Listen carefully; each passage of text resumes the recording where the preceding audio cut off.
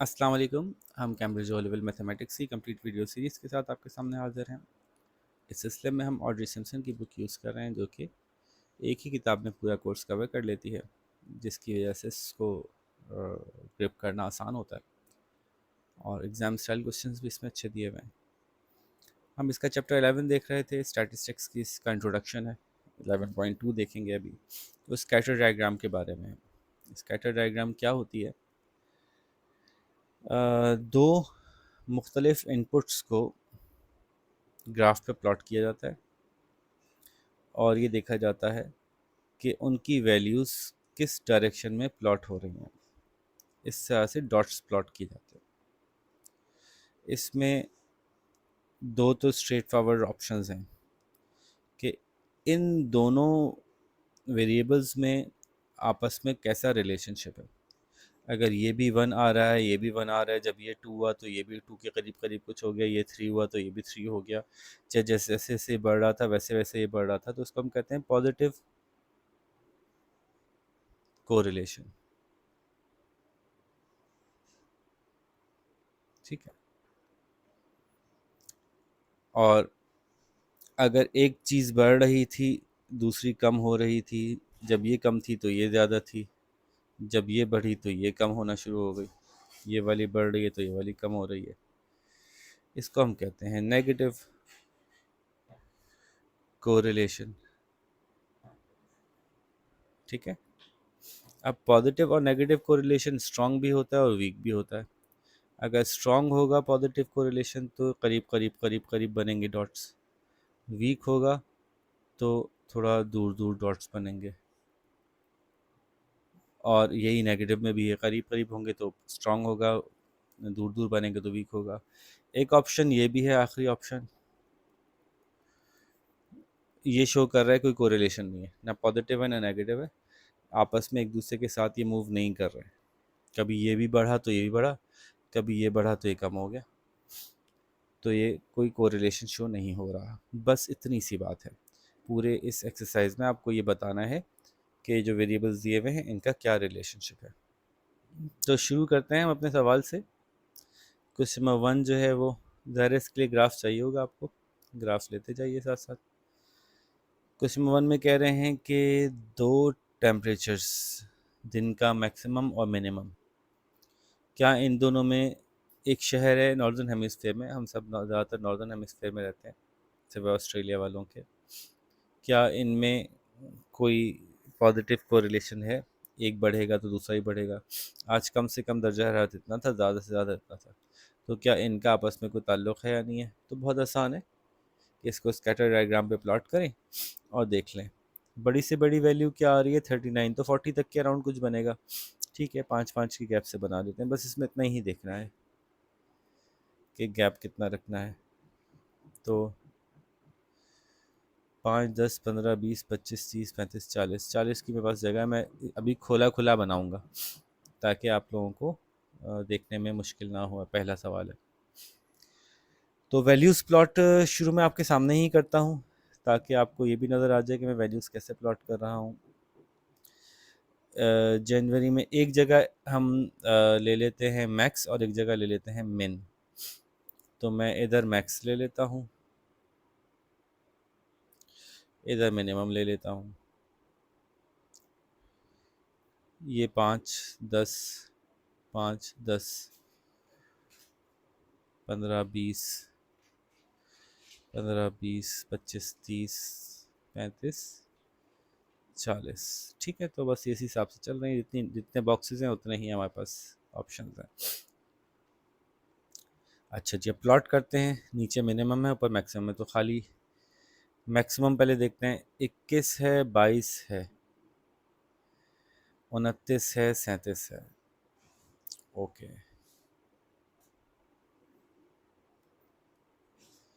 जब प्लॉट करेंगे आप ग्राफ को, तो जाहिर है ये कोऑर्डिनेट है, एक्स एक्सिस और वाई एक्सिस, इसमें दो पॉइंट्स मिलके एक, यानी दो एक्सिस के वैल्यूज़ मिलके एक पॉइंट बनाते हैं। तो हम इसको ऐसे ही प्लॉट कर सकते हैं कि जब ये 21 था तो ये 7 था। ठीक है, मैक्स 21 था तो मिनिमम 7 था। तो जब मैक्स 21 था तो मिनिमम 7 था, तो 7 और 21 जाके यहाँ पे मैच कर रहे हैं। ये पहला पॉइंट है हमारा, इतना आसान है। फिर 22 और 9, ये 7 आ गया ना, तो 8, 9 और 22 ये आ गया दूसरा। फिर 29 और 15, ओके, ये 15 है, ये 29 है, सॉरी, हाँ सही है, 29 और 15, क्योंकि ये 30 है। ठीक है, फिर 37 एंड 22, 37 यहाँ कहीं होगा, 35, 36, 37, ये 22 है। फिर 39 और 26, 39, अच्छा मैंने कुछ गड़बड़ कर दी शायद जी, ये बस ख्याल रखिएगा वैल्यूज सही जगह जा रही हैं। तो 21 और 7 सही प्लॉट किया है, 21 और 7 सही प्लॉट किया है, 22 और 9 सही प्लॉट किया है, 22 और 9 सही प्लॉट किया है, 29 और 15 सही प्लॉट किया है, 29 और 15 सही प्लॉट किया है, 37 एंड 22 गलत प्लॉट किया था। 37 तो यहाँ कहीं होगा ना, ये रहा 37, क्योंकि ये 40 है, और 22 ये होगा, तो 37 एंड 22 ये बन रहा है, ओके। 39 एंड 26, 39 ये है, ये वाली लाइन, 25 ये, 26 ये, फिर 37 एंड 28, 37, 35, 36, 37 एंड 28, 10, 10, 20, 25, 26, 27, 28, 37 and 28, 34 and 27, 34, 34, ये 30 और ये रहा 4, 34 और 27, 5, 10, 15, 20, 25, 26, 27, ये एक बन गया। फिर 33 एंड 26, ये आसान है, एक नीचे आ गए बस खाली, 33 और एक ये चलेगा, एंड 26 ये बन गया। 34 एंड 25, ओके, 34 वापस ऊपर चला गया, 25 एक पीछे आ गया, ये आ गया। फिर 33 एंड 19, 33 एंड 19, 33 कहाँ गया भाई, 33 ये 20 है, तो 33 और 19 ये रहा। फिर 28 और 13, 28 ये रहा और 19 ये रहा, और आखिरी है 23 और 8, तो 8 तो बिल्कुल यहाँ आ जाएगा, और 23 जो है वो ये रहा। तो देखें, ये है तो अपवर्ड स्लोपिंग ही, पॉजिटिव कोरिलेशन तो एग्जिस्ट करता है, और बहुत ज़्यादा स्कैटर्ड नहीं है ये डेटा, ये डेटा बहुत ज़्यादा स्कैटर्ड नहीं है, मतलब ये बहुत दूर दूर नहीं है ये पॉइंट्स, बल्कि एक सीम्स लाइक एक तकरीबन एक करीब करीब की एक लाइन बन रही है। तो ये बात जब आपको ध्यान में है, तो ये डेटा आपने बना दिया, स्कैटर डायग्राम बना दी। कुछ पूछा नहीं इन्होंने अभी आपसे कि आपके ख्याल से रिलेशनशिप कैसा था, लेकिन हम बता सकते हैं कि इसमें पॉजिटिव कोरिलेशन नज़र आ रहा है और स्ट्रॉन्ग रिलेशनशिप है। फिर अब अगले सवाल में इन्होंने फिर एक डेटा दे दिया केमिस्ट्री का बारे इवन कुछ भी नहीं पढ़े ना, बस इनको आप प्लॉट कर दें तब भी आप वैसे ही कोरिलेशन बता सकते हैं। लेकिन पढ़ना चाहिए सवाल, क्योंकि आपको जवाब जो है वो सवाल के अल्फाज में देना है। किस चीज़ के कोरिलेशन की बात हो रही है तो उसी के हवाले से जवाब देना है। केमिस्ट्री प्रोजेक्ट में इन्वेस्टिगेट कर रहे थे नोबल गैसेस की। She suspects that there is an association between the melting points in kelvin and the atomic number. कह रही है कि जैसे जैसे एटॉमिक नंबर बढ़ता है मेल्टिंग पॉइंट बढ़ता जाता है, इनका ख्याल है। केल्विन जो है वो नॉर्मल डिग्रीज के मुकाबले में +273 होता है और इससे लार्ज नेगेटिव नंबर्स यूज़ नहीं करने पड़ते। तो केल्विन जो है वो एक और टेम्परेचर का यूनिट है, जैसे कि सेल्सियस है, फ़ारेनहाइट है, तो इसी तरह से केल्विन है। She finds the following results. आप इसको प्लॉट करके स्कैटर ग्राफ बनाइए और रिजल्ट्स पे कमेंट कीजिए। तो अगेन हम स्कैटर ग्राफ के लिए ग्राफ पेपर लाते हैं और फिर रिजल्ट्स पे कमेंट करेंगे। तो सबसे पहले तो हम करते हैं, देखते हैं कि हमारे पास मैक्सिमम वैल्यूज़ क्या हैं। ये देखिए 200 तक भी जा रही है बात, एक तरफ 200 तक जा रही है, दूसरी तरफ मैक्सिमम 80s तक गई है, ओके यानी 90s तक गई है। ठीक है, तो थोड़ा सा हमें ज़रा इसमें ट्रिकी ग्राफ है, क्योंकि बड़ी वैल्यूज़ भी हैं और कहीं कहीं बहुत छोटी भी हैं। 0.95 भी है और 200 भी है, तो ये अच्छा नहीं होता। मतलब ज़ाहिर है हम 0.95 नहीं बना सकेंगे, हम 1 के आसपास कुछ करीब करीब बनाएंगे, लेकिन फिर भी बहरहाल कुछ हद तक हम समझा सकेंगे। तो मैं अगेन इसको भी बना के दिखाता हूँ आपको कि कैसे बनेगा स्कैटर इसका। पहले तो हम इसकी वैल्यूज़ ले लें। देखिए मेरे पास वर्टिकल एक्सिस में ग्राफ में वैल्यूज़ ज़्यादा हैं और वो जब 200 तक की वैल्यू इसमें गई हुई ना, तो मैं ये वर्टिकल पे ले लेता हूँ मेल्टिंग पॉइंट, और एटॉमिक नंबर जो है वो एक्स एक्सिस पे ले लेता हूँ। तो यहाँ पे मेरा एटॉमिक नंबर आ जाएगा और यहाँ पे मैं मेल्टिंग पॉइंट ले लूँगा।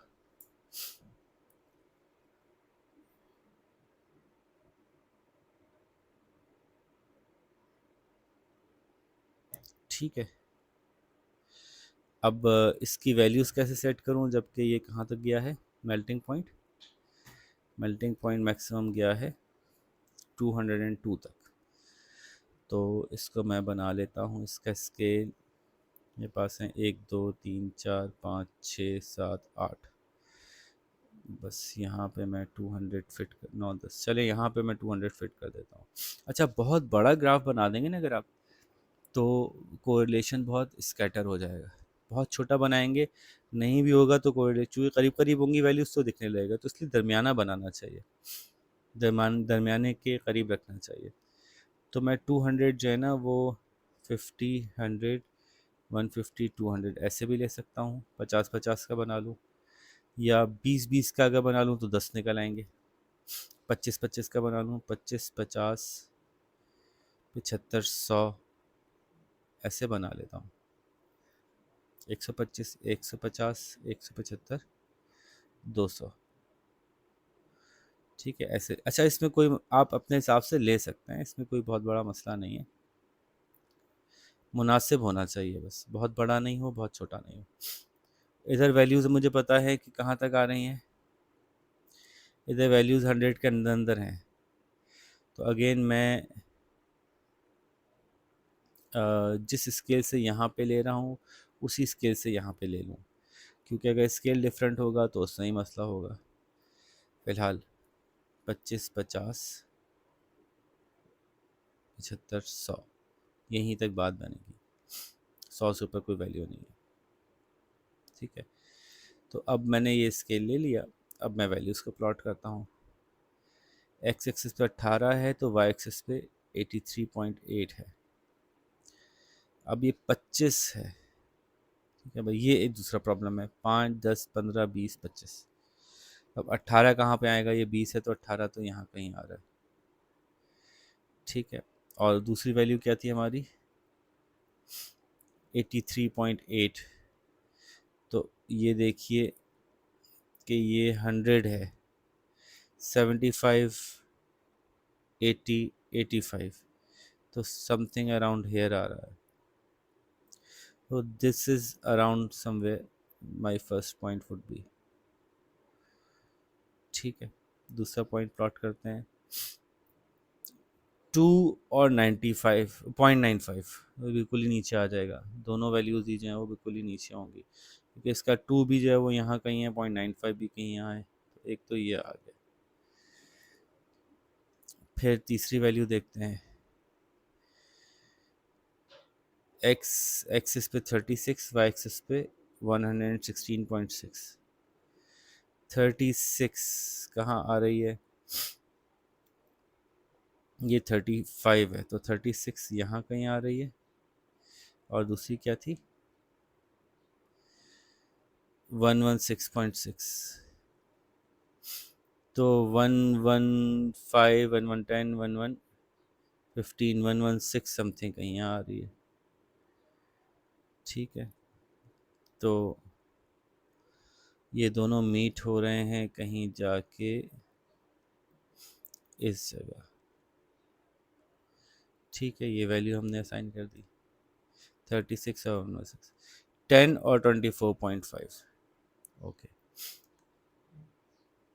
10 तो ये सेकंड लाइन पे बन जाएगा, 25 का ये आ रहा है, तो अराउंड हेयर समवेयर ये आ गया। नेक्स्ट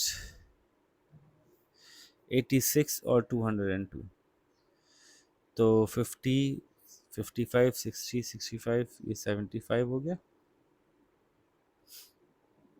ये 80 हो गया।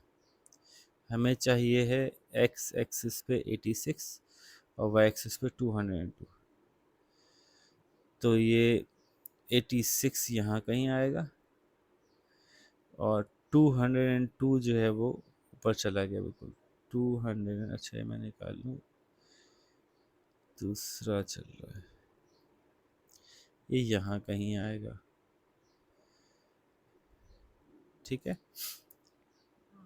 फिर देख लेते हैं 54 और 161। 54 और 161, 54 ये रहा और 161 जो है वो ये 175 है, 170, 165, 160 ये है। It is around somewhere here. You can see it's almost a straight line being formed.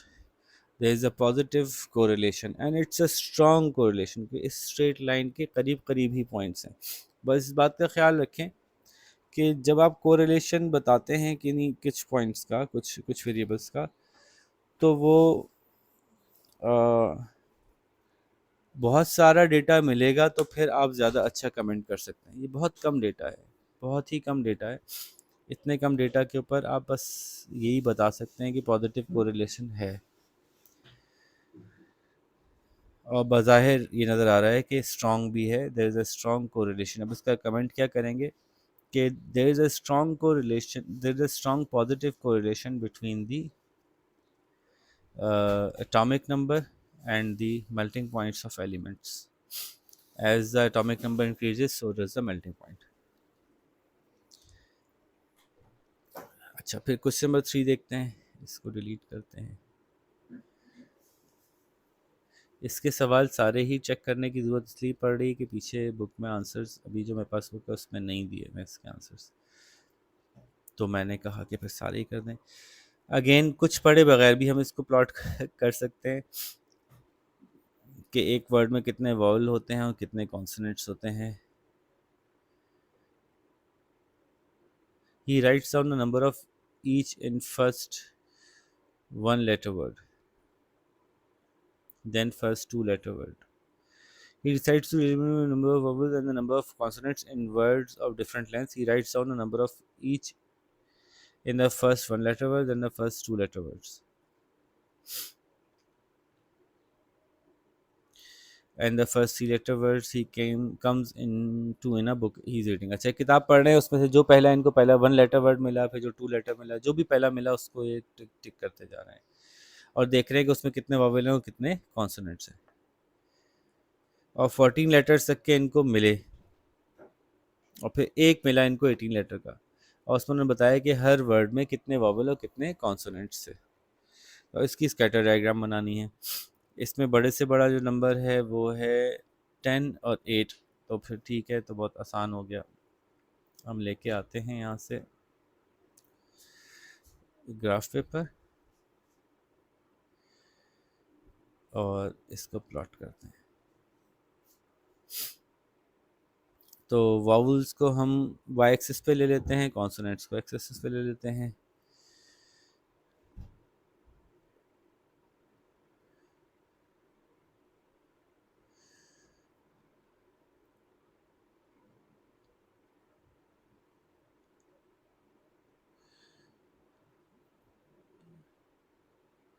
ठीक है, और हम कॉन्सोनेंट ज़ीरो थे तो वावल वन था, बस सीधा सीधा ही लेते हैं। एक एक स्मॉल बॉक्स जो है वो एक वैल्यू को रिप्रेजेंट कर रहा है।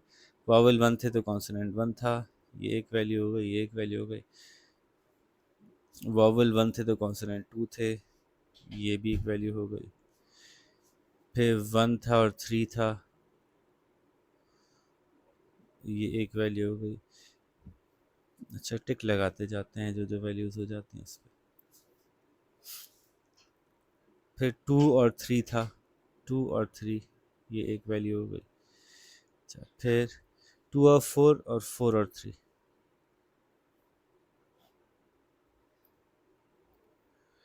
टू और फोर और थ्री, फिर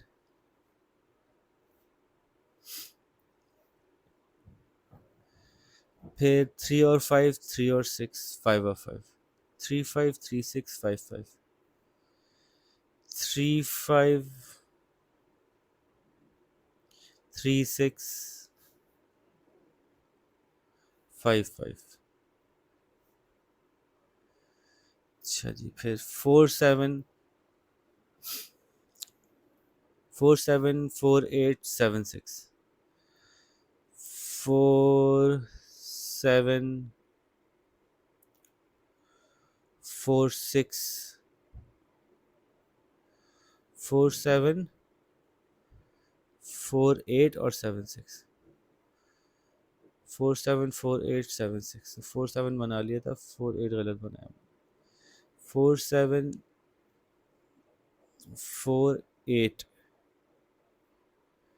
और 7 6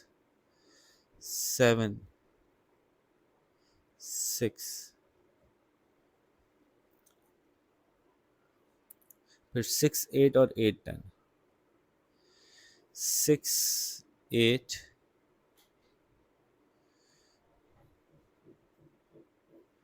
और 8 10,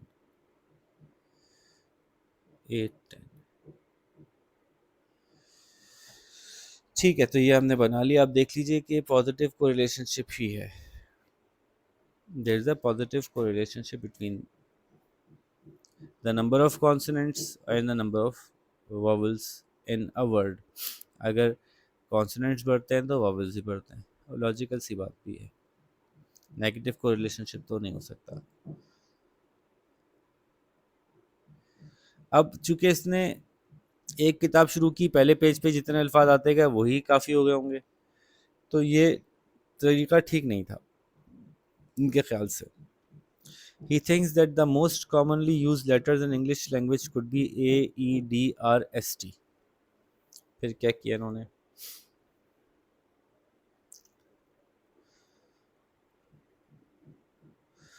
फिर एक टेली चार्ट बनाया by looking at the number of times these letters occur in the first paragraph in his book. From the tally chart, he draws up the following frequency table.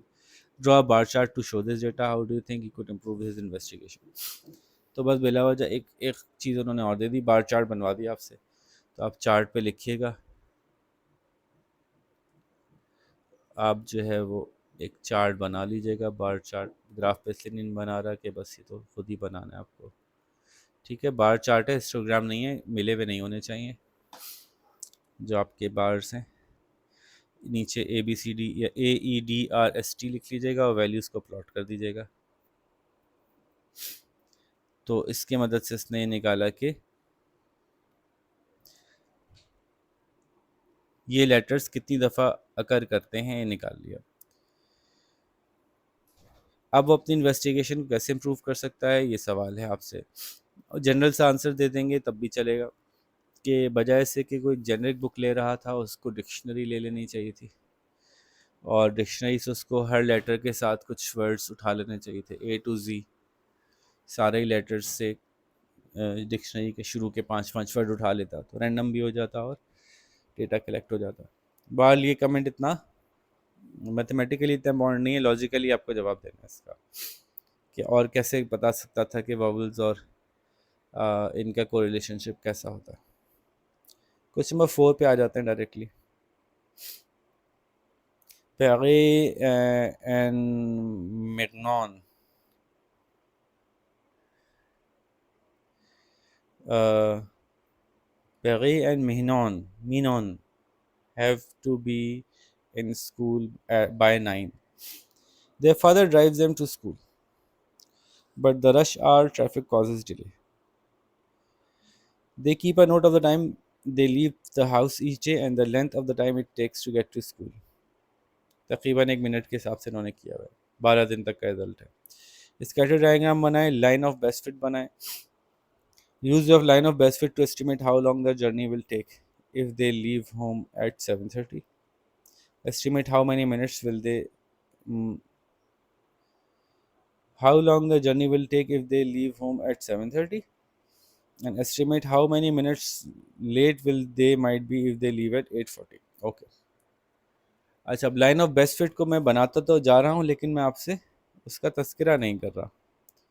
Line of best fit क्या होती है ये discuss कर लेते हैं।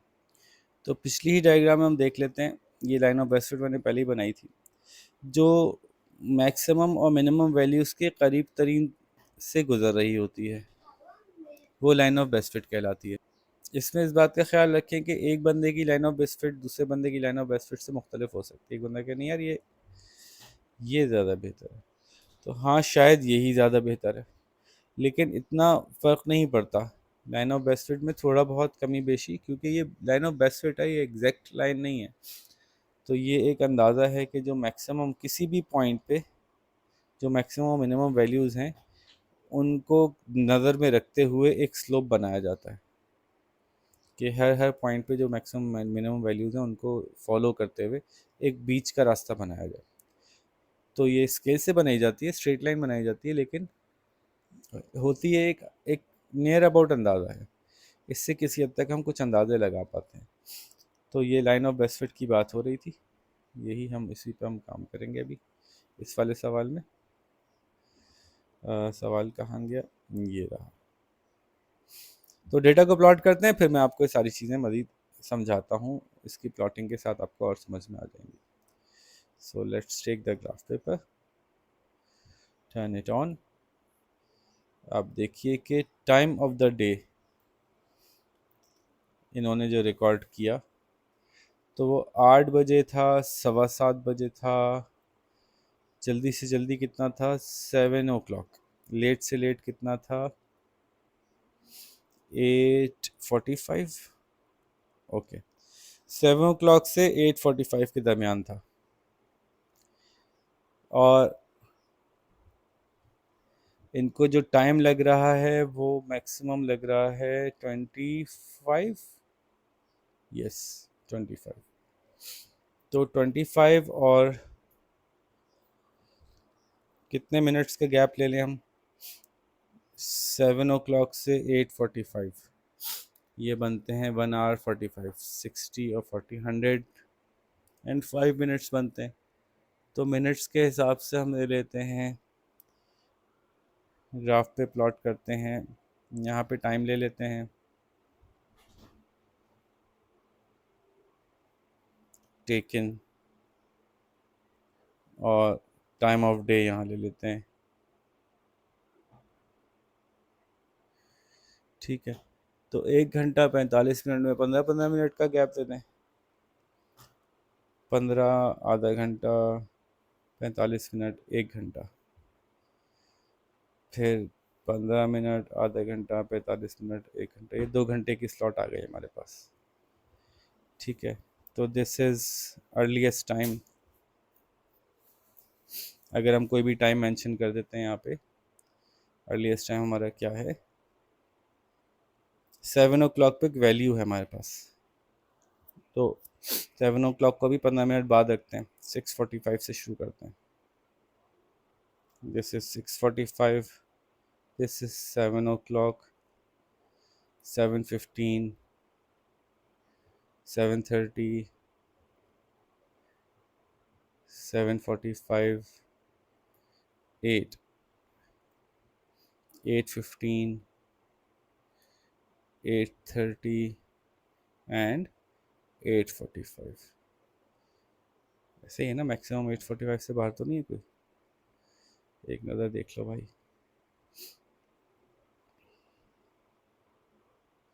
Maximum 8:45 है। ठीक है, इसी को देखते हुए हमने टाइम सेट किया है।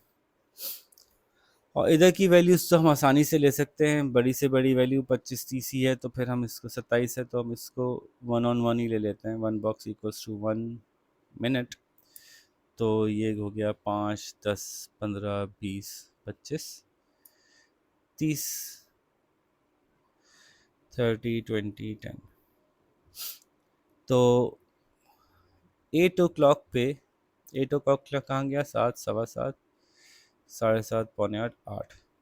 8 o'clock पे 18 मिनट थे, 10, 20, 20 में से 2 कम किए, 18, ये एक आ गया आपके पास। 7:12, नाउ दिस इज 7:15, तो 3 मिनट का एक है, 1, 2, 3, ये हो गया 7:12। फिर 10 था, ये एक हो गया। फिर आपका 8:05 पे 22 था, पहले 8 बजाए, 8:03 हो गए, 5 मिनट हो गए। 8:05 पे 22 था, 8:05 पे 22। ओके, फिर और क्या है जी, 8:15 पे 25 था, 8:15 पे 25 था। फिर 8:25 पे 23 था, 8:25 बाई 15 और 25 यहाँ कहीं आएगा, 8:25 पे 23 था, 23, 10, 20, 21, 22, 23, 23 था। फिर जनाब 8:45 पे 27 था, 8:45 पे 5, 10, 15, 20, 25, 26, 27 था। फिर जनाब 7:24 पे 13 था, 7:24, 7, 15, 18, 21, 24, 7:24 पे कितना था, 13 था। तो 10, 11, 12, 13, ये एक आ गया। फिर जनाब 7:46 पे 25 था, 7:46 पे 25 था, ये रहा। 5, 10, 15, 20, 25। ओके,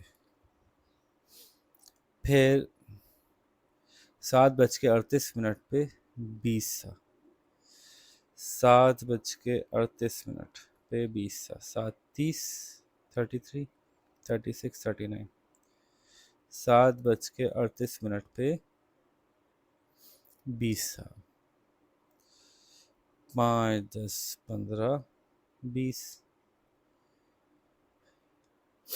ठीक है, पॉजिटिव को रिलेशनशिप तो नज़र आ ही रहा है हमको। फिर 7:09 था, ठीक 7:09 था,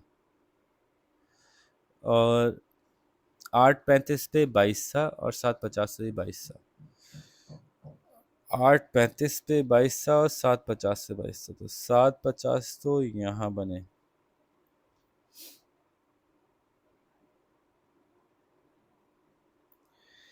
यहाँ बने 15 मिनट है ना। 3 यहाँ बने 7:50।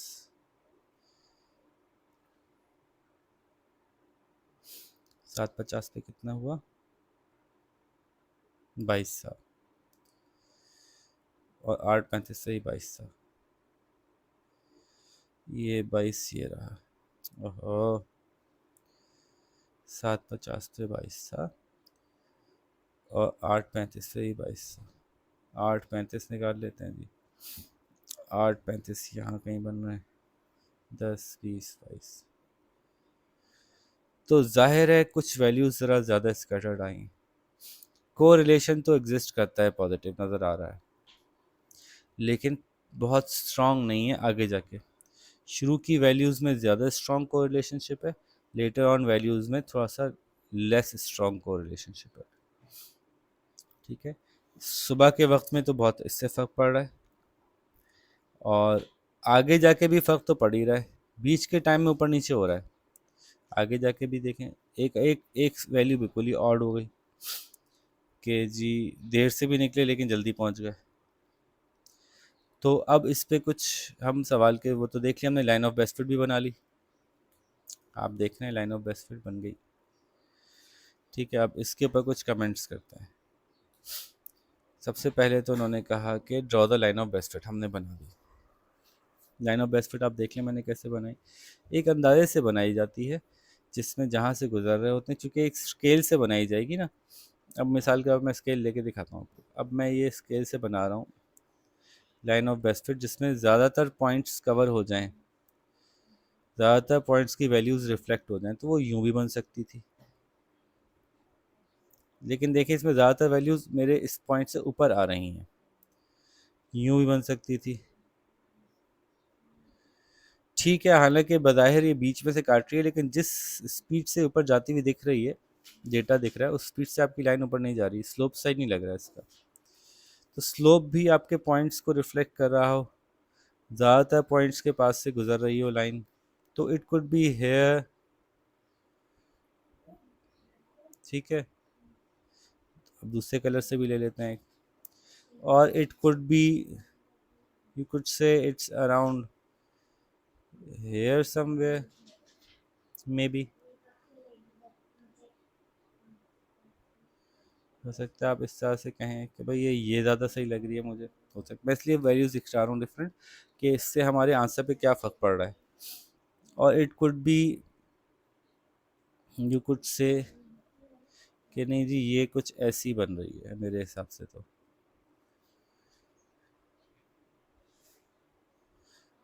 ठीक है, मैंने 3 लाइंस बना दी। अब आगे जो सवाल आ रहा है इससे देखते हैं कि इन लाइंस की वजह से क्या फ़र्क पड़ता है। Use your line of best fit to estimate how long the journey will take if they leave home at 7:30। देखें 7:30 हमारे पास है ग्राफ में जी, 7:30 है। 7:30 पे अगर निकलेंगे तो ये आ रहा है। अब फ़र्क क्या पड़ रहा है लाइन ऑफ बेस्ट फिट के फ़र्क होने से? देखिए ये बता रहा है 5, 10, 15, तो एक लाइन ऑफ बेस्ट फिट बता रही है कि he would take around 18.5 minutes to 19 minutes to 19.5 minutes, बस इतना ही फ़र्क आएगा। इसलिए लाइन ऑफ बेस्ट फिट में हल्का फुल्का डिफरेंस होने से कोई फ़र्क नहीं पड़ता। तो 18 से 19 मिनट लगेंगे उसको, बिल्कुल सही है।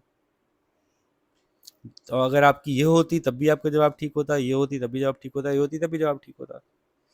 ठीक है, अच्छा अगला सवाल क्या पूछ रहे हैं?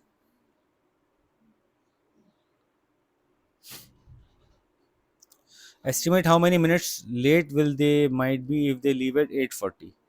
अगर ये 8:40 पे निकलते हैं, 8:40 पे कहाँ गया भाई? 8:40 ये रहा। 30 और 45 के बीच में 15 मिनट है, 3 3 की एक है 3, तो 33, 36, 39, 40 यहाँ कहीं आ रहा है।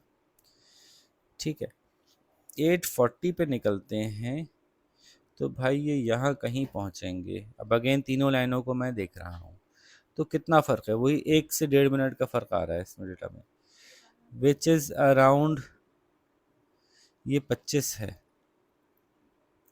ये 25 मिनट है, ठीक है, ये 25 मिनट है। तो 26, 27, 28, 29, तो 27 से 28 मिनट में पहुंचेंगे, ऑन एन एवरेज ले लें लाइन ऑफ बेस्ट फिट के हिसाब से। तो 27 से 28 मिनट लगेंगे इनको पहुंचने में। अब निकले कितने बजे हैं, सवाल पे आ जाए, निकले कितने बजे हैं जी, 8:40 पे। तो 8:40 प्लस 28 मिनट, तो ये हो गए 9:08।